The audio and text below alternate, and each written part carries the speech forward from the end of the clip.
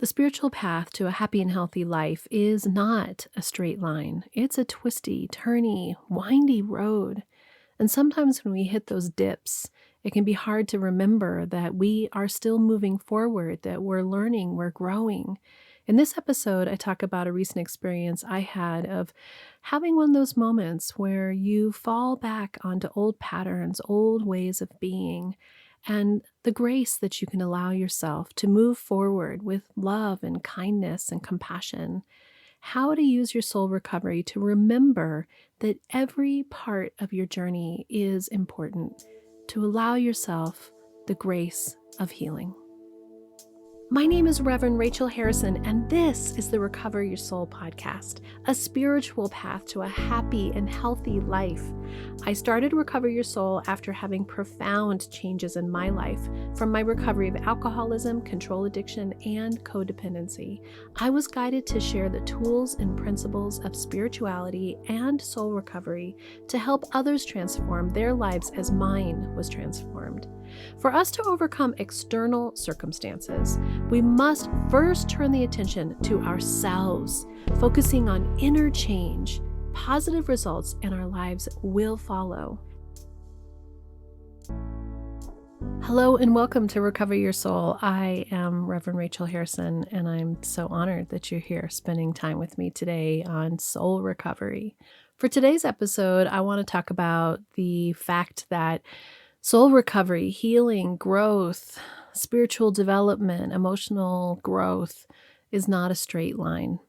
And I know that for me, this path has been windy in so many ways. And every single time I make it through one of my dips, I'm so grateful for what I've learned. I'm so grateful that I can make it to the other side. I'm so grateful that I'm picking myself back up and asking for help, asking for guidance from my higher power, asking to see things differently, to be able to learn and grow. But when you're in the depths of one of the dark moments or one of the slips that we can call it sometimes now, and instead of saying it's a relapse, it's really just a slip back into old behaviors, old thought patterns, old beliefs. And to give ourselves grace, that's what we're learning in soul recovery, is how to be gentle to ourselves, how to have self-compassion, loving kindness, to allow ourselves to go through whatever it is that we're going through.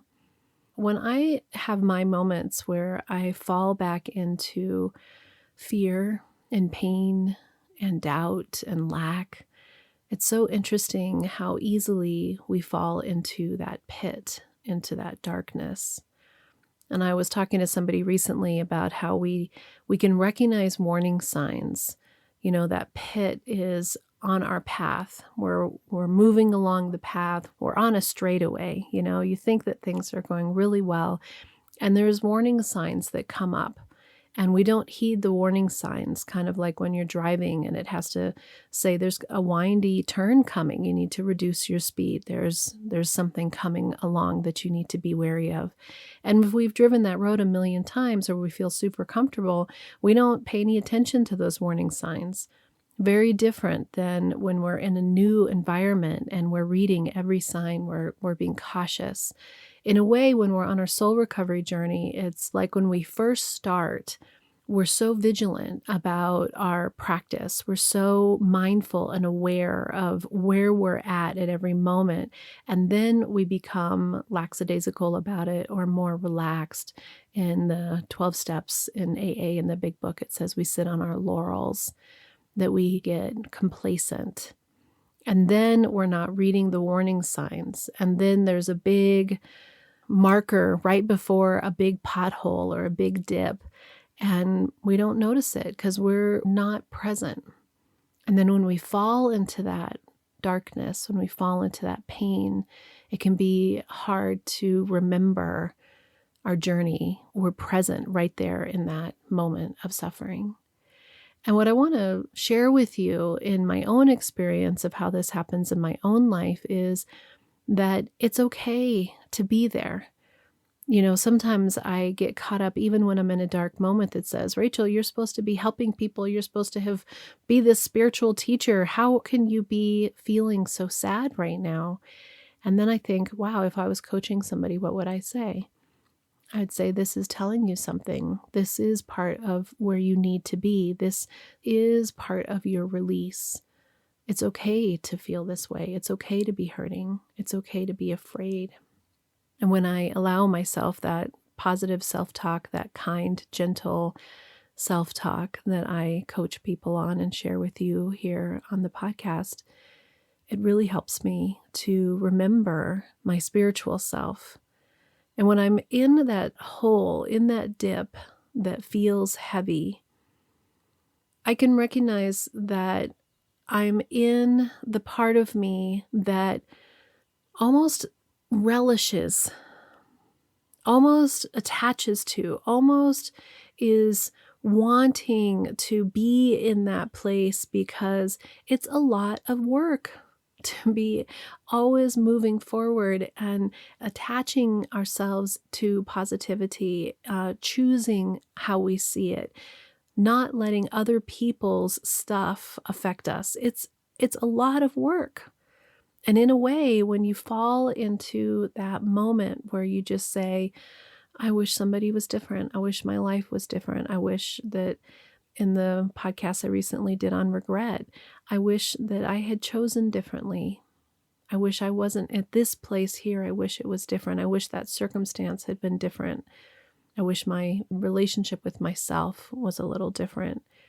And I think that I did that podcast because it's in my mind. I'm swirling around with some of these feelings and I'm processing them and working them out and working on my own levels of acceptance.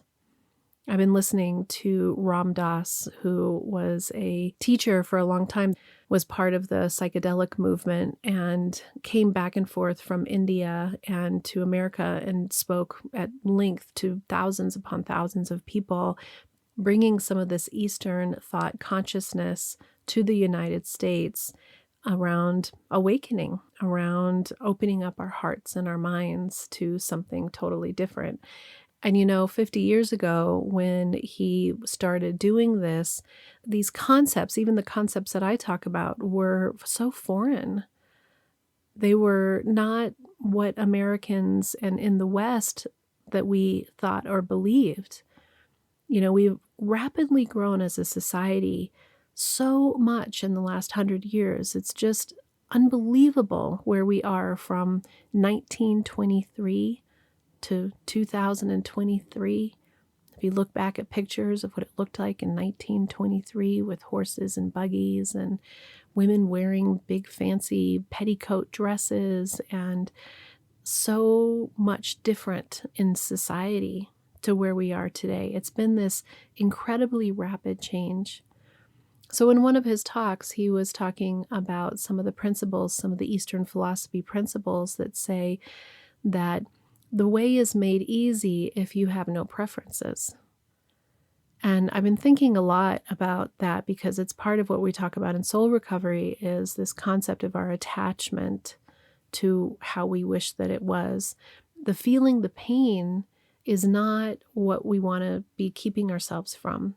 And when I'm in those moments where I'm in the dip, what I need to remind myself, and I do remind myself, and is what helps me be able to get out of it in a few days or a week, where it used to take me, weeks, months, maybe even years, that I would be in that hole of darkness.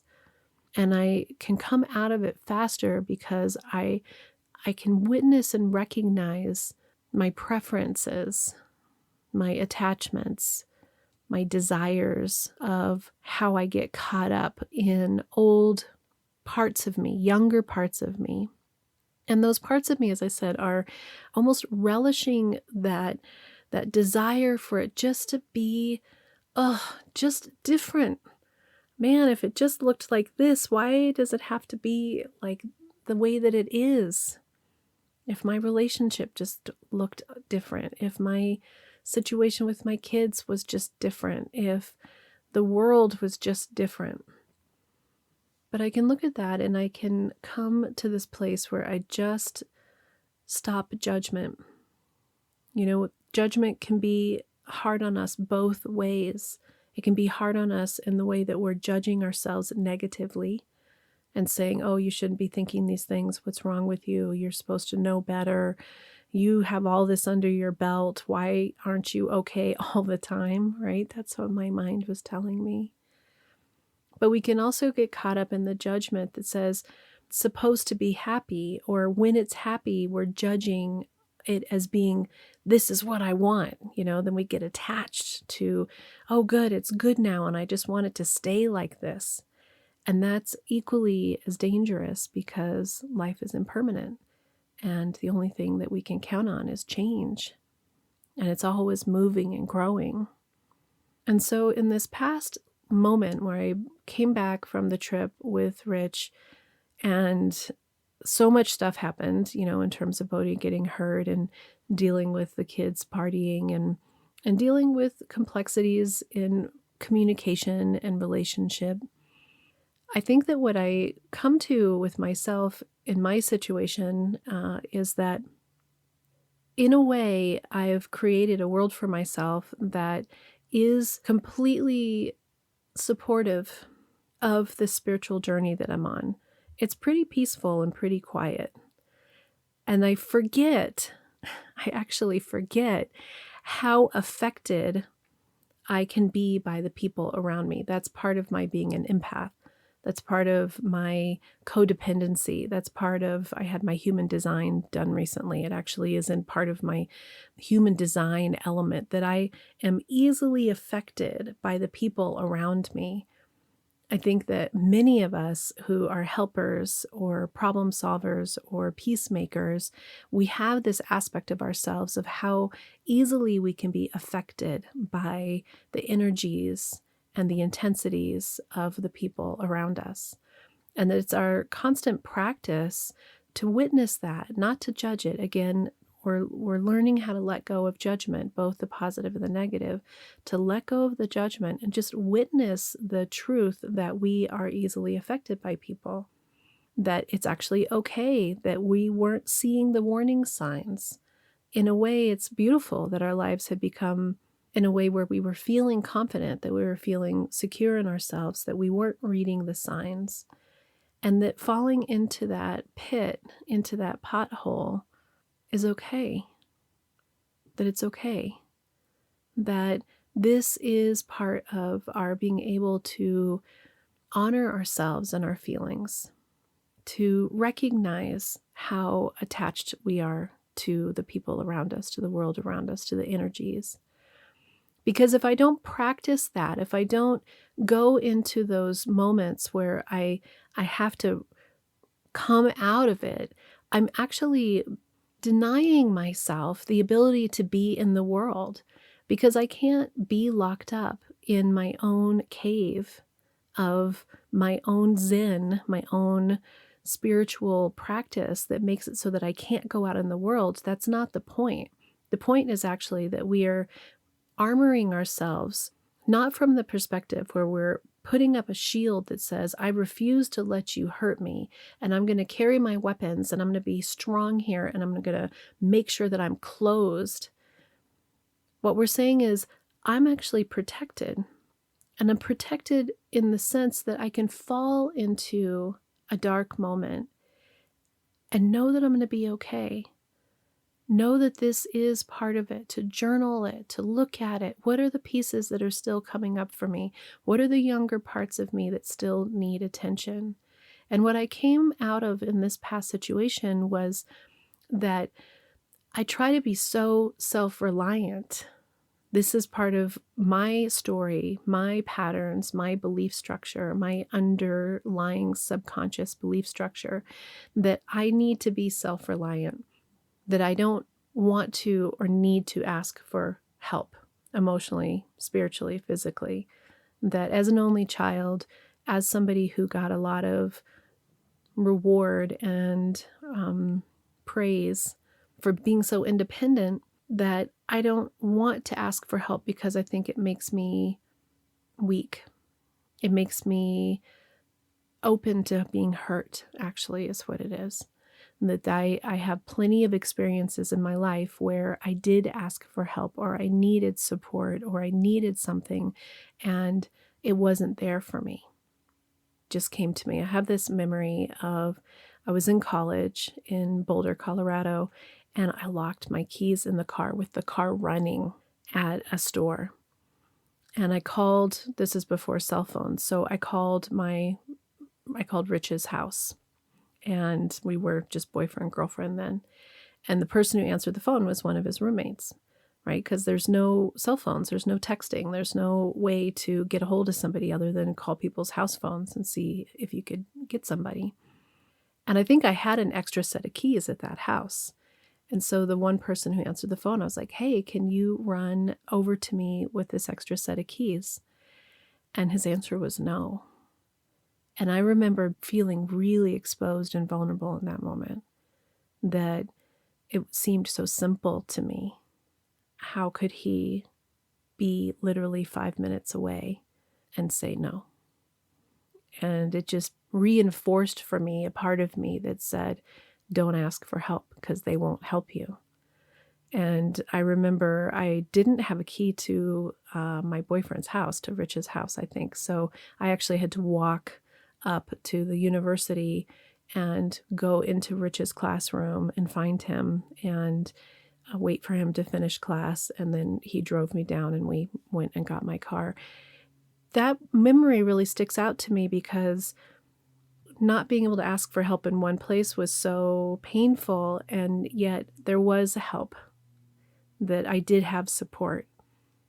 So I think what ends up happening for me in my relationship with Rich is that he and I have this constant push-pull of what that support looks like and what it's looked like over the years and how we interact with each other, and my learning to let go of control. And sometimes my learning to let go of control doesn't benefit me in the sense that I feel like I can't ask for what I need because I'm trying to just allow everything to be. So I'm still learning. And then I remind myself, this podcast is me sharing with you my journey, my soul recovery journey.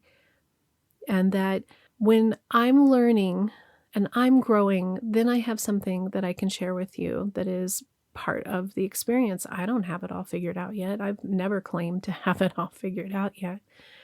And actually, that's what people come back to me and say resonates with them, is that I'm here with you. We're doing this together. Some days are really great, and some days I can use the tools so well, and some days I feel like my soul is in a place I can't even believe that it is. And sometimes I'm just in the pit of my humanness, in the pit of my heartache, in the pit of my sadness, the complexity of life. What ended up happening in this situation was the reminder that I can ask for help and to stop feeling like I'm alone. I never feel alone in the sense that I have such a deep connection with my higher power like I never did before, but I can isolate there. And so I'm still in the world with my husband and my kids and my friends and out in the existence of everybody. And my desire to hide and keep it to myself is actually one of my dark sides of myself, one of those places of myself that I'm working on, that I'm growing, that I'm shifting, that I am working on changing that belief structure that says you have to do it yourself. It's not safe to ask for help. It's not safe to need somebody, really, is what it is. It's not safe to let people in because they might hurt you or they won't be there for you. And because Rich and I are still so new, really, 5 years doesn't feel like that much. We're still new in this. We're still new in our growth and our spiritual path together in this healthier way. You know, we had 25 years of being together that had so much dysfunction. So 5 years is still new. It's the same with sobriety, that you can say, oh, you should know more by now. Well, I drank for a really, really long time. I was in those old patterns for a really, really long time. And so, can I give myself grace that I'm going to fall into those pits, but they're not as dark and they're not as deep, and I don't stay there as long?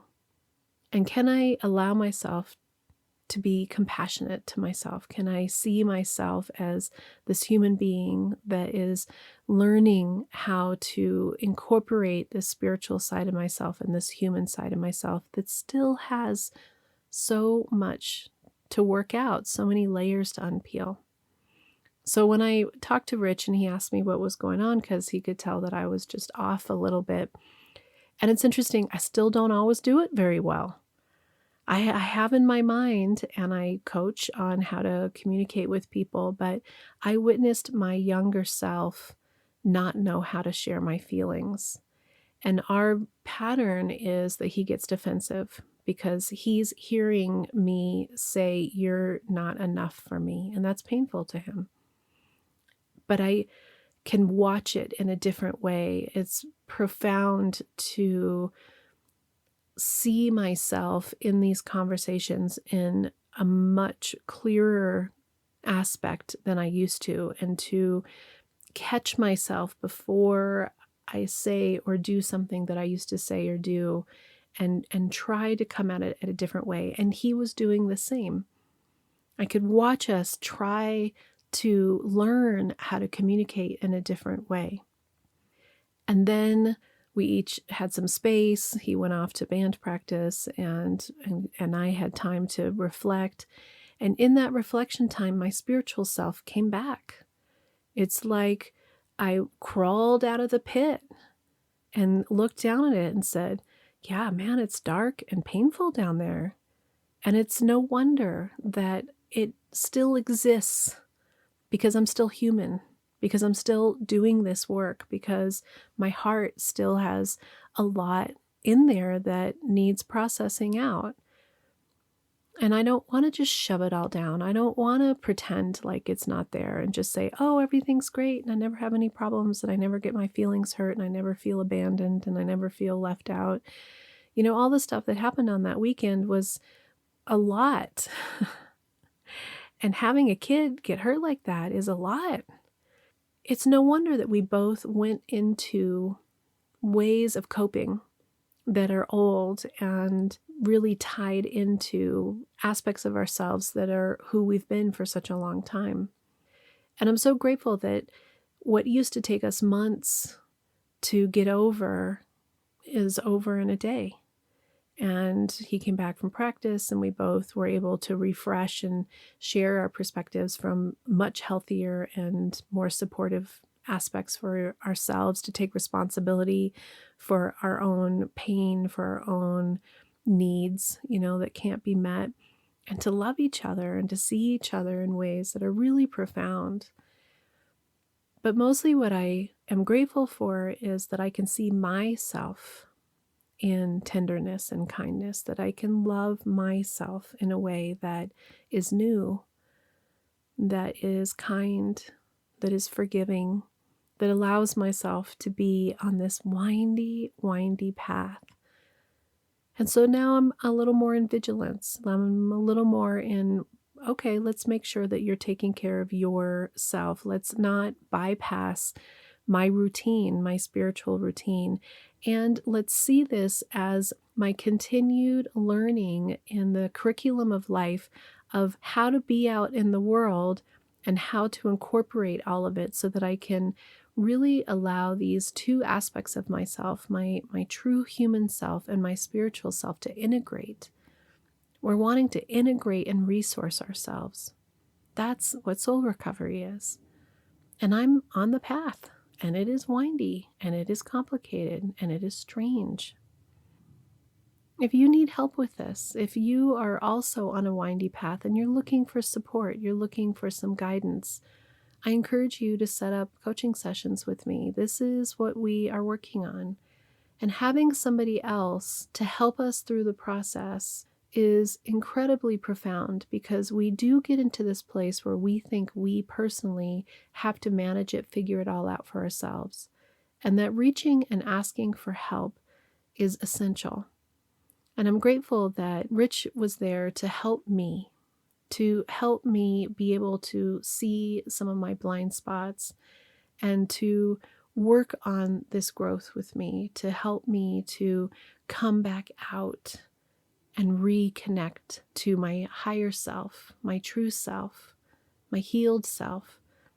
And I'm going to do a bunch of processing and work on journaling and connecting with those younger parts of me that are asking for attention and have some more things to teach me and show me. We're in this together. Together we can do the work that will recover your soul. Until next time, namaste. Are you wondering, how do I go deeper on my soul recovery journey? Or how do I support this great podcast? Well, here's your call to action. If you're ready for real inner change and would like to work directly with me, visit the website and book a coaching session.